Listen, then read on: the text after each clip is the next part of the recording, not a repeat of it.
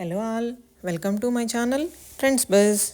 ఈరోజు మనం ఎక్స్ప్లోర్ చేయబోతున్నాం సిద్ధాంతంలో ఉన్న సన్రే రిసార్ట్స్ అండి.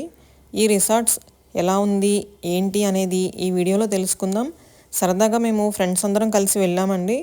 మేము రాజమండ్రి నుండి ఇక్కడికి రావడానికి 45 మినిట్స్ పట్టింది.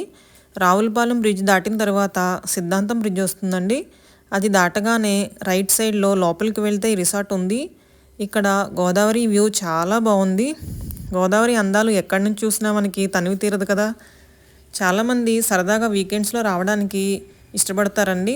మేము మార్నింగ్ వచ్చి ఈవినింగ్ వెళ్ళిపోయాము. ఒక రూమ్ కూడా తీసుకున్నామండి, ఎందుకంటే గమ్ముని ఎండగా ఉంది, సో మేము బేర్ చేయలేమో మేము అని చెప్పేసి ఒక రూమ్ తీసుకున్నాము. బట్ మాకు కొంచెం ఎక్స్పెన్సివ్ అనిపించింది. 6,000 వరకు ఛార్జ్ చేస్తాడు రూమ్కి. ప్లస్ రూమ్ మెయింటెనెన్స్ అంతగా బాగాలేదండి.